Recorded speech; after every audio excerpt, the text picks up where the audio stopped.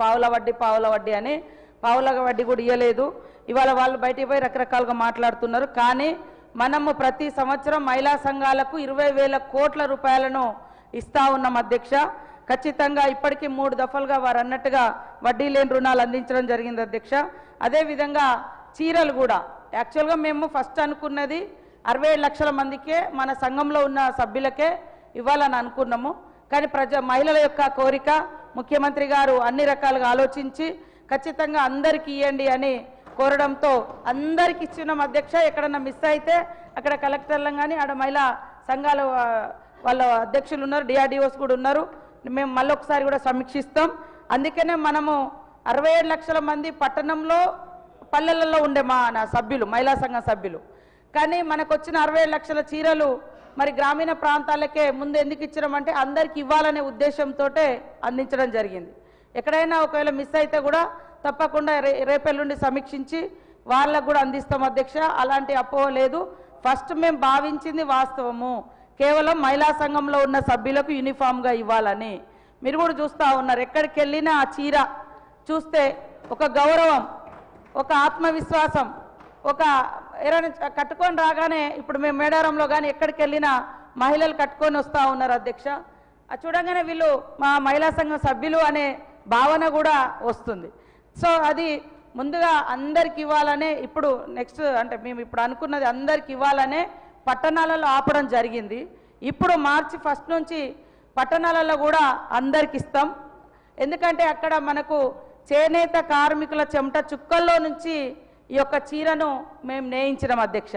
సూరత్ నుంచి తీసుకురాలే, దుబాయ్ ముంబై నుంచో ఎక్కడి నుంచో కిలోల లెక్క తీసుకురాలేదు అధ్యక్ష. సిరిసిల్ల చేనేత కార్మికుల ఆధ్వర్యంలో అక్కడి నుంచే తీసుకొచ్చినాము. వాళ్ళ శక్తి మేరకు వాళ్ళు నేస్తూ ఉన్నారు.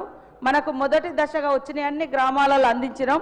ఎక్కడన్నా మిస్ అయినవి ఉంటే ఒక్కసారి మీరు సంబంధిత అధికారులను అడగండి, నేను అవి కూడా మళ్ళీ సమీక్షిస్తాం. ఇప్పుడు రాబోయేది ఇంకా నేస్తున్నారు అధ్యక్ష. దాదాపు ఇంకా 30 లక్షల మందికి మనం పట్టణాలలో కూడా ఇచ్చేది ఉంది కాబట్టి 2 దఫాలుగా పెట్టుకున్నాము. ఇప్పుడు నెక్స్ట్ ఇచ్చే దాంట్లో ఇప్పటికే మేము కలర్స్ అవన్నీ సెలెక్షన్ చేస్తూ ఉన్నాం. ఇంకా బెటర్గా అంటే అందరికి ఒకే టైంలో ఇచ్చేటట్టుగా కూడా ప్రణాళిక చేసుకుంటాం అధ్యక్ష.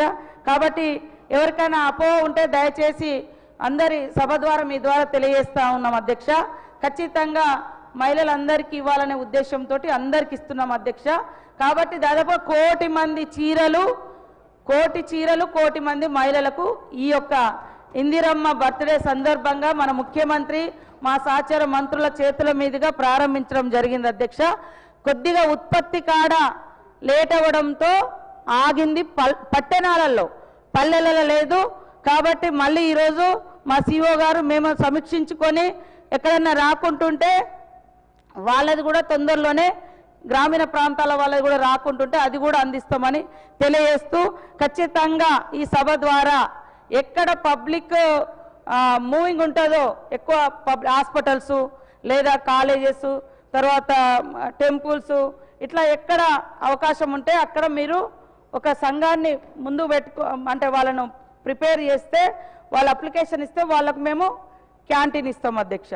క్యాంటీన్ కావచ్చు, లేదా మిల్క్ సంబంధించి కావచ్చు, లేదా కిరాణం సంబంధించి కావచ్చు. ఆ లొకేషన్లో ఇప్పుడు హాస్టల్స్ ఉంటాయి, 1000-2000 మంది పిల్లలు ఉంటారు. అక్కడ వాళ్ళకు డైలీ సోప్స్ అనో లేకుంటే రకరకాల వస్తువులు ఉంటాయి. అలాంటి షాప్ పెట్టుకోవడానికి కూడా మేము సపోర్ట్ చేస్తున్నాం అధ్యక్ష. తద్వారా మహిళల్ని ఆర్థికంగా మరి బలోపేతం చేయాలనే లక్ష్యం అధ్యక్ష. కాబట్టి తప్పకుండా అన్ని చోట్ల ఇలాంటి షాపులకు గవర్నమెంట్ ద్వారా సపోర్ట్ ఉంటుందని తెలియజేస్తా ఉన్నాం అధ్యక్ష. శ్రీ పాయల్ శంకర్ గారు. ధన్యవాదాలు అధ్యక్ష. అధ్యక్ష, రాష్ట్రంలో లక్షల సెల్ఫ్ హెల్ప్ గ్రూపులు ఉన్నాయి. గత ప్రభుత్వం కానీ ఈ ప్రభుత్వం కానీ బ్యాంకుల నుండి లోన్లు ఇప్పించేటటువంటి టార్గెట్ మీద మాత్రం సీరియస్గా దృష్టి పెడుతున్నాం. కేవలం లోన్లు ఇప్పించడమే మన బాధ్యత కాదు.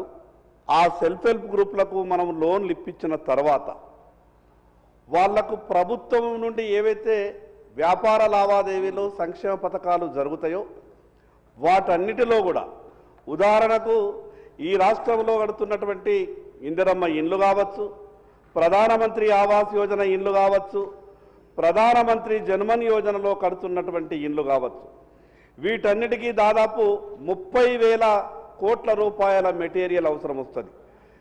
మీ ద్వారా గౌరవ మంత్రి గారికి నేను విజ్ఞప్తి చేస్తా ఉన్నా, ప్రతి గ్రామంలో కడుతున్నటువంటి ఆ యొక్క ఇండ్లకు ఏ మెటీరియల్ అయితే అవసరం వస్తుందో, అది సిమెంట్ కావచ్చు, ఇటుక కావచ్చు, స్టీల్ కావచ్చు, మనం మహిళా సంఘాల ద్వారా మనం సప్లై చేయించగలిగితే వాళ్లకు కనీసం 20 నుంచి 25% మార్జిన్ అంటే 40,000 కోట్లలో దాదాపు రాష్ట్రం మొత్తం మీద కలిపితే 7 నుంచి 8,000 కోట్ల రూపాయలు మహిళా సంఘాలకు లాభం అయ్యేటటువంటి అవకాశం ఉంటుంది.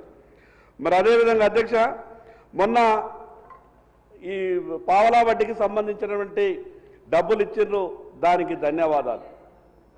వడ్డీ లేని రుణాలు ఇచ్చిండ్రు. అంతకుముందు గత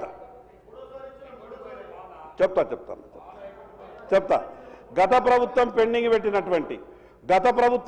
పెట్టినటువంటి ప్రభుత్వాలు ఏవైనా ప్రజల కష్టాలు కాబట్టి గత ప్రభుత్వం పెండింగ్ పెట్టినటువంటి బకాయిలతో మాకు సంబంధం లేదనకుండా, వాళ్ళు ఏదో తప్పు చేసిందని తర్వాత వచ్చినటువంటి మనం కూడా తప్పు చేస్తే మీరు ప్రజలకు జవాబుదారీ ఈరోజు కాబట్టి గత ప్రభుత్వం పెట్టినటువంటి పెండింగ్ అంతా కూడా మీరు క్లియర్ చేయాల్సిందిగా మీ ద్వారా గౌరవ మంత్రి గారికి విజ్ఞప్తి చేస్తా ఉన్నాను. హాస్టళ్లకు సరఫరా చేసే సరుకుల విషయంలో కూడా మహిళా సంఘాలతోనే ఎక్కడికక్కడ చేయిస్తే రాష్ట్రం మొత్తం మీద ఏ టెండర్ పెట్టినా కూడా